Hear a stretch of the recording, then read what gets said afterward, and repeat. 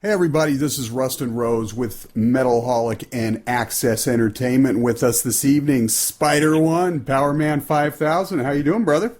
I'm doing great. How you doing? I am doing fantastic.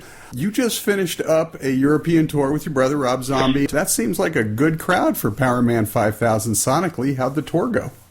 Yeah, it was amazing. Actually, we did. It was really a bunch of a lot of huge European festivals that you always, you grew up hearing about, Download and Hellfest and all these, Pink Pop, all these legendary festivals that are really unique to Europe. 100,000 people show up and 100 bands, and just to be a part of that whole scene, and then doing off, Rob was on all those festivals as well, and then doing off shows with Rob. It's really, there's no other way to do Europe, and it really, we hadn't played in Europe. I hadn't played in Europe since the early 2000s with Pantera, so we'd been out of that scene for a really long time. So for us, it was a brand new experience, and it really couldn't have been any cooler, quite honestly. It was a great experience, and it was also nice to to see an enthusiasm level for rock music that unfortunately seems to be sadly missing in the States these days. So it was a great time for us. Yeah, and that's sort of the interesting thing. You watch the course of how things have played out over the last 20 years in music, and the entire time you've been around in the music scene is, here in America, once grunge sort of came in, everything started to die off here in America, but it never slowed down over in Europe. They were always still very supportive, still are, and that's why you get these massive festivals everywhere.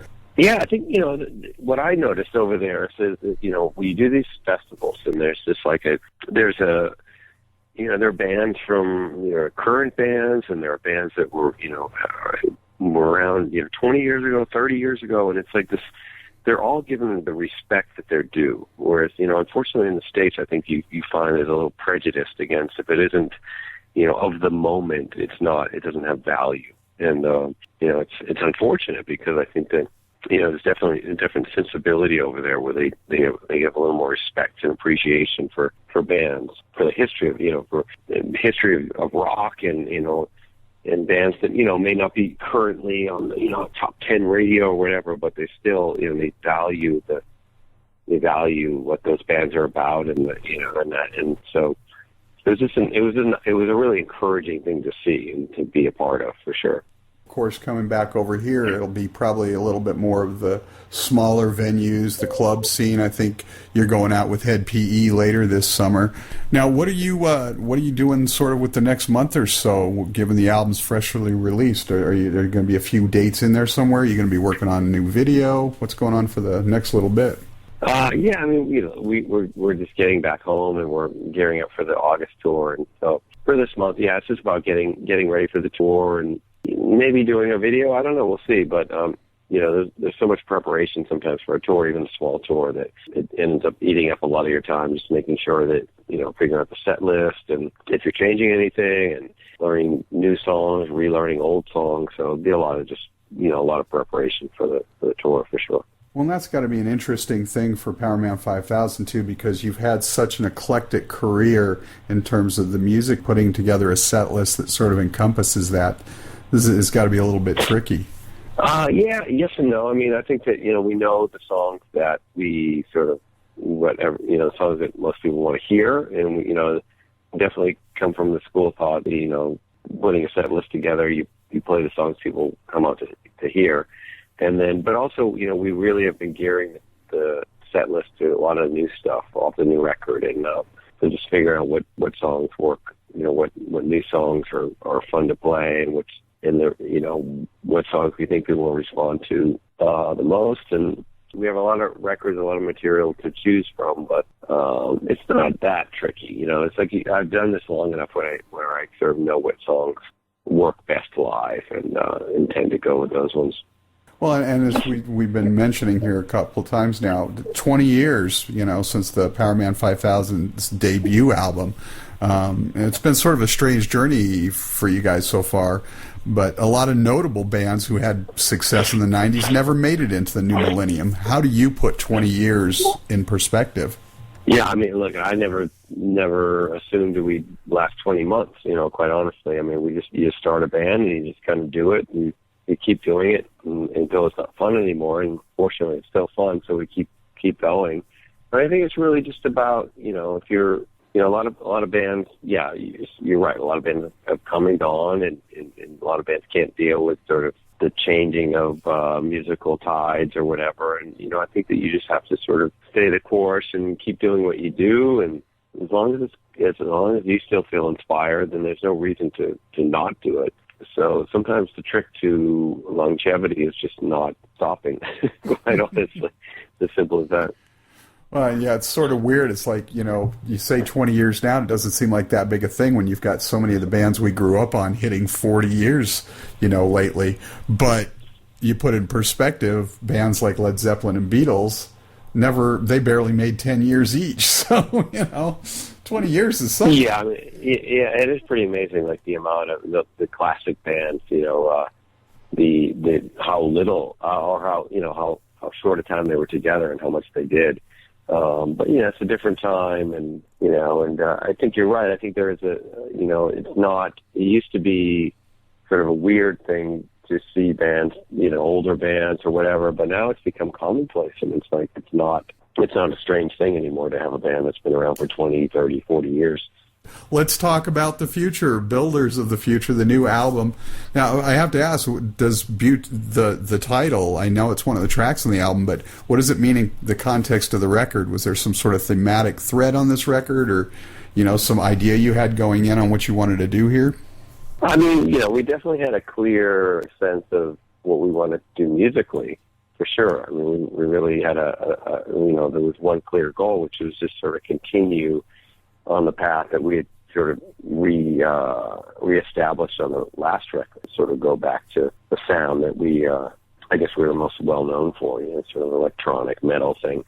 But as far as conceptually, I think a record tends to find its own concept. You don't really, at least I've never sat down and said, like, this is what this album's going to be about. But, I think it, inevitably finds its own themes and finds its own ideas, and, Builders of the Future, it's a bit of a statement on, our own lives, but it also is, I guess it in some ways represents the band. It's sort of like, it's sort of in a sense, a new beginning for us in a lot of ways. And, every time you put a new record out, it feels like a new beginning. So right. You're always sort of reinventing your own future.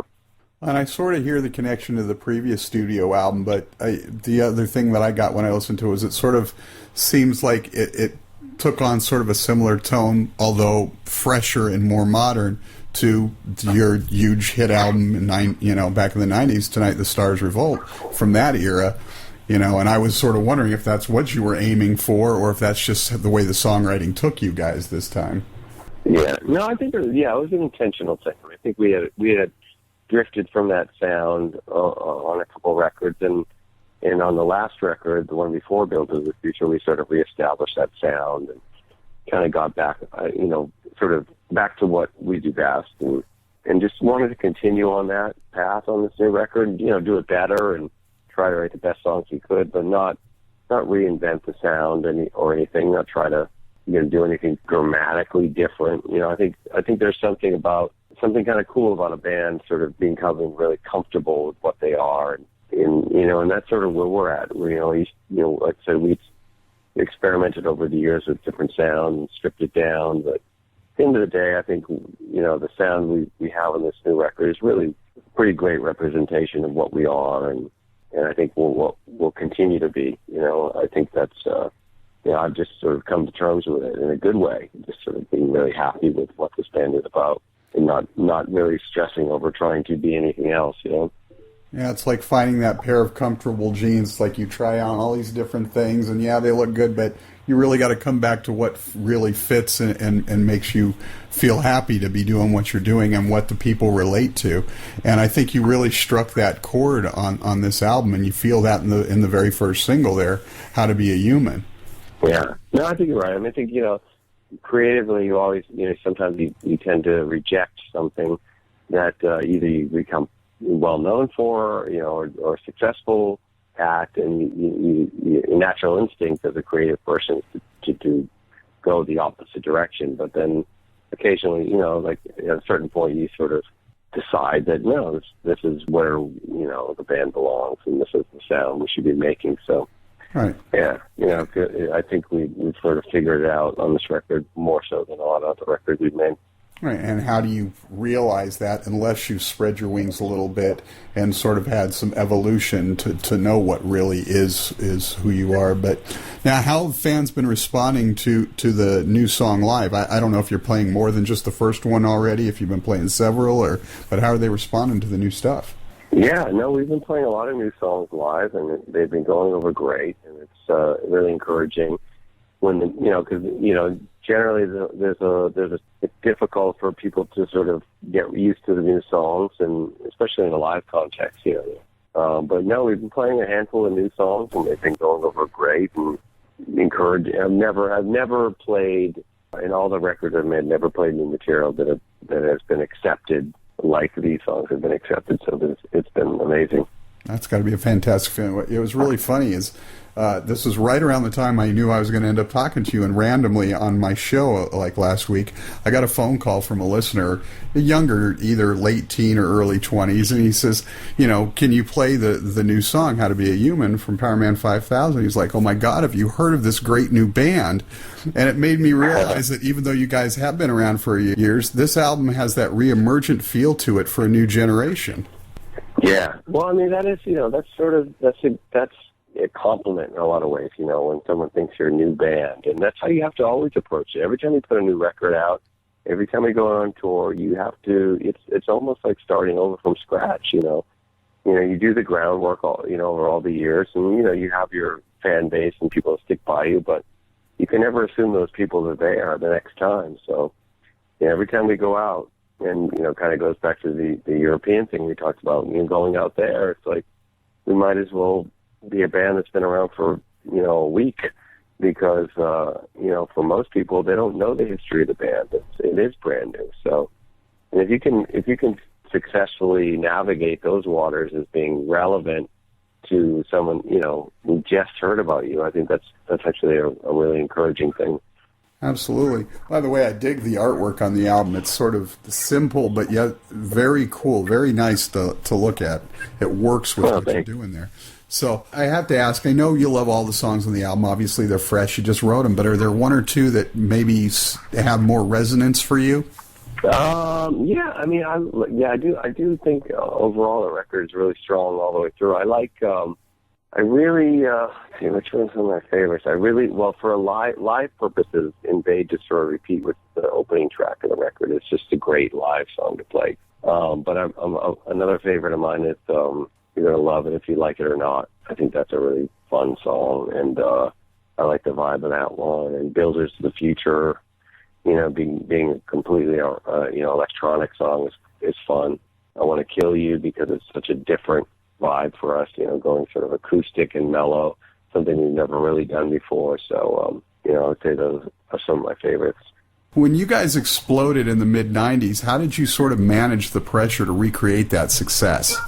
I think we didn't, we failed miserably because it was one of those things where we had this sort of massive record, and then in a weird way, like everything sort of imploded, whether band members quit, and the label with certain expectations, and all a lot of drama went down those days. But for me, it was never about recreating. It was just about like always moving forward and trying to just not really think about it in those contexts. And that's sort of the freedom of. I think there's a great freedom in making music today, because it isn't. You don't really play by the old rules anymore. So it isn't about recreating a formula, or recreating a process that you did on the last one. It's just about making music and getting out there and being a real band, Well, does that seem sort of like circular for you, bringing it around 360? Because, I sort of wondered, back at the very beginning in 91, when you dropped out of art school and everything, you bought that 4-track to focus on the music. What was going on in your head then that you just said, this is what I want to do? What drove you in that direction to do that? I don't know. I mean, it's like any other kid who just there's something about music, and it sounds really corny and cliche, but it changes lives and it saves lives, and it's like for me as a kid growing up in a small town with nothing to do and no sense of the world, that there was anything else out in the world besides what was around me. It was music and bands that, presented us a perspective on life and on, there was something else out there. And so, it was really just that. And that's all, I think being in a band now, it's all you sort of can hope for. Obviously they want success and tour and make money or whatever you can. But, ultimately it's really just about, I think, inspiring other people. And because that's what sort of, if I didn't discover certain bands growing up, I would have probably had a very different path in life, so. Well, thank you for a very perfect segue, because my next question was, give us 3 albums that changed your life. 3 albums that changed my life. That's, there's been a lot, you think. It always seems like there were some, for almost everybody I ever talked to, there's like some seminal albums that were like key points to point them where they ended up going, Well, there have been a lot, but I can tell you, this isn't really an album, but I can tell you, I think I'm fortunate enough I have a moment in my life that it seems crazy, but it was a life-changing moment, which was, I was a kid and I was watching HBO, and at the time, HBO, between movies, would occasionally play music videos.